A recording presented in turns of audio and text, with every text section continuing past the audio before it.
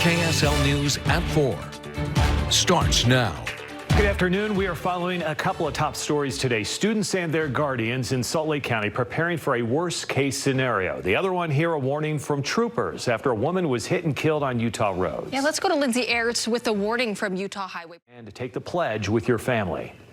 Well, now to our other top story today. A West Valley community spent much of the day preparing for an emergency. Yeah, they staged a reunification drill for parents, students, and educators and first responders at Academy Park Elementary. Deanie Wimmer is there right now. And Deanie, this isn't just like a fire drill. Explain really why this is a big deal. Yeah, it's a big deal because this involves the entire community, and it gives them a chance to practice for really a big statewide type of emergency. So let me show you. This school zone pickup area was transformed. It just used to have police yellow tape lining it, and then parent check-in tables. They go alphabetically. This is where parents would check in, and then they show their ID. And then school runners, and we've got video to show you some of this process. The school runners will go into the auditorium or the lunchroom. That's where they're holding all of the kids. They match the parents' information with the kids, bring them out to the children, and that's how they would reunify in the case of emergency. It's good practice for the school and for first responders. And parents say, Mom Julie Peely told us that she really appreciates this opportunity. It's really comforting, you know. I mean, not that we ever hope for anything to ever happen, but it's really good to know that if it does happen, that there's a plan already in place and that they're looking out for all the different options. Now, we also talked to the principal afterward, asked her how it went. She said it went really smoothly. All the parents stood in line and waited, and that it went as it was supposed to. She said one of the takeaway points that they did learn is that they needed to communicate more in advance with parents. They did send out notices, but it's a big deal. If you're a parent, you have to come physically with your ID, come to pick up kids, and so they needed to, she said, let them know more often about that. But as far as the actual process, it was really good, and it's such valuable practice that there were 15 principals from other elementaries here to observe and to learn as well. Now, in addition to school safety drills, the Granite School District has been turning to artificial intelligence. Starts now. Well, as the school year winds down, school safety has been top of mind. And today, a neighborhood in West Valley City prepared for the worst. Deanie Wimmer is at Academy Park Elementary, where they staged a reunification drill. And Deanie, these are for big emergencies or disasters, correct? Right, the type of situation where you'd need to know, how do I pick up my child who's at school? You can't just pull into the school zone here and then expect to walk in. There's a process in place, and today they practiced their plan. News specialist Brianna Chavez was here at the drill. Brianna, walk us through how it went through today and what they accomplished. Yeah, Deanie, well, I got to tell you, it was fairly simple from what we were able to see. And this was just a practice on how quickly and calmly students can get back to their parents in any type of emergency. And we're talking anything as big as an active shooter drill to something as small as a gas leak. And this all took place here at Academy Park Elementary School. The parents who came first filled out their information on a carbon copy paper, and then they had to line up alphabetically. Administrators would then hand off one of those sheets to a runner who would then go inside to get the child and take them to another area where the parents would then pick up the students. Now, as I mentioned, things ran very smoothly this afternoon outside where the parents were and inside the school as well. And that was the overall feeling from administrators that we spoke to today. The principal here at Academy Park says it's all about being proactive and to practice communication, not just with the parents, but with the students too. Before the drill, I got on the intercom and reminded all of them this was happening, what to expect, why we're doing this, remember to follow directions. We have a great student body, but I think the more you communicate with your students, with your teachers, with your family and community, the more they understand what's happening, and that keeps the calm. Now, once the drill is done, Granite School District says that administrators and participating agencies like West Valley City Police and Granite Police will then come together. They'll talk about what went right and what went wrong. And then they try to do these drills at least twice a year at different campuses across the school district.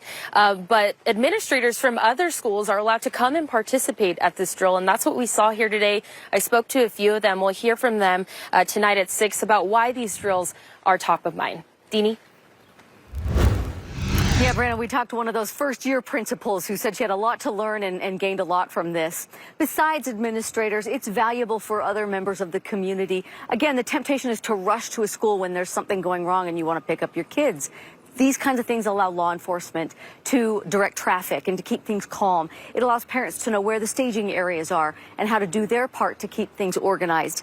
The Granite District Emergency Manager told me that they have spent months planning out this drill so that they can give everyone practice. It's really important that the parents get involved with this so that this isn't just practice for the staff, it's practice for them too, so they understand how this process works in an emergency situation as well. He felt like the drill went smoothly. He said the biggest takeaway from all of this was that they needed more tables for the parents. And if that's the biggest takeaway, then that's a good sign, right? We asked the emergency manager how many drills, or not drills, but lockdowns, soft lockdowns, lockouts, things like that, because it seems like we're reporting on them every day. He said so far the Granite District this year has had 20, so a couple a month, a couple every month. And those are things that they train for. He said 90% of them are issues that start in the community and then become issues for the schools. In addition to then lockdowns and... 6 starts now. Good evening. An entire community spending one of the final school days of the year learning a very important safety lesson here. It was a reunification drill, how to join families together in the event of an emergency. My co-anchor Deanie Wimmer joined us live from Academy Park Elementary School, that's in West Valley, on what is being done to help keep our schools safe. Deanie? Mike, this was a community-wide drill because in a big natural disaster or an emergency, the temptation is to rush to the school to try to pick up your child. They don't want that. There is a safer process in place, and today they practiced it so that no one has to be in a panic. Today, administrators, law enforcement, teachers, parents and children all played a role. Kids stay safe in the school until a parent shows up outside of the school in his designated area to pick them up. And it's such important training that they invited principals from more than a dozen schools in this area to come take part. We talked to first-year principal Catherine Anderson, who was glad to be here. Our job here is to prepare so that we can comfort our kids and our parents through that situation. So I think that's the number one thing in our minds. How can we keep our kids safe? How can we keep our families connected? She said that a lot of the things she learned here she'll take back to her community, and she believes she would use them not just for extreme events, but for things that might happen in the community, like a gas leak or something like that, that impacts individual schools. News specialist Brianna Chavez was here during the drill. Brianna, you got to see it firsthand. Walk us through what happened and what you noticed. Yeah, well, Deanie, it finished through, I should say, fairly quickly. The parents were able to get to their students quickly, and everyone was calm, especially those students.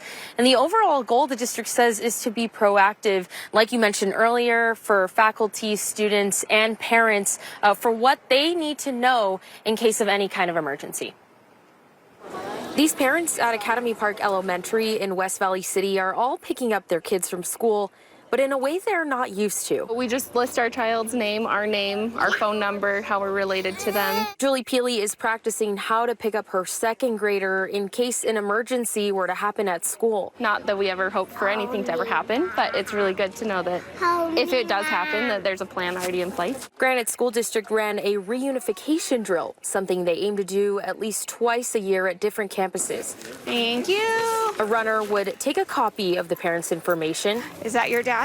Find the student and walk them to the reunification spot to be taken to their parent. So even if you see her, you have to wait just a minute, okay? The drill can take effect in any kind of emergency, from something as small as a gas leak to an extreme situation like an active shooter. Granite School District said it's about being proactive instead of reactive. I think the more you communicate with your students, with your teachers, with your family and community, the more they understand what's happening. All in an effort to keep kids safe and back into the arms of their parents. And I think it is a good reminder for us to do this. And West Valley City Police were also here along with Granite Police. So, Deanie, it really was a community effort. You know, I told one of the teachers we didn't have this kind of drill when I was in school. So, again, it was really nice to see the community come together and take part in something like this. Yeah, and Brian, I think you'd agree. The feedback I heard was that the parents appreciated the support of the district. It brought them comfort, they told us. So thank you for that report. Yeah. Mike, it shows the priority of safety here. The accused killer. Plus, paramedics in Juab County voicing concerns over management. Their petition to the county commissioners, prolonging the life. New information. Serious allegations against the EMS director in Juab County. An online petition has more than 450 signatures demanding Director Mika Sperry's removal. News specialist Garna Mejia now with the exclusive story. Garna? Mike, Deanie, we've heard from multiple sources, all making serious allegations about patient care when it comes to EMS director Mika Sperry. Now, this is the story of just one paramedic.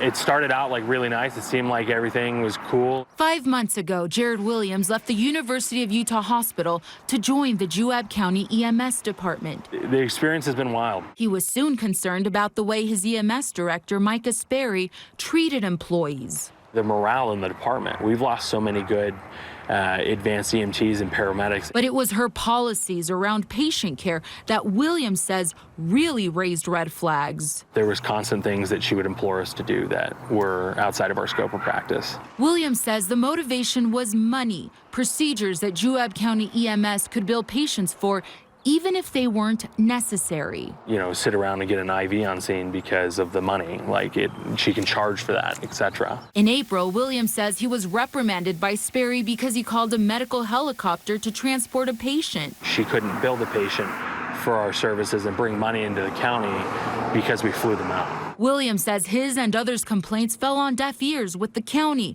and the State Office of Emergency Medical Services and Preparedness. So he started this online petition demanding Sperry's removal for unprofessional conduct. Things need to happen here because it's a detriment to the patients and the community. Now, we reached out to Juab County EMS, county officials, and the county commission. We actually got a response from the county attorney who says that he is not able to answer our questions because, quote, of ongoing investigations regarding Mika Sperry. Likewise, we also reached out to the Department of Health and Human Services. They also declined to comment on whether an investigation is even taking place. They said that they would only provide that information if an action is taken after an investigation. So we'll keep digging into this and keep you posted. Back to you. Yeah, thank you, Garna. New at 10, a solemn ceremony in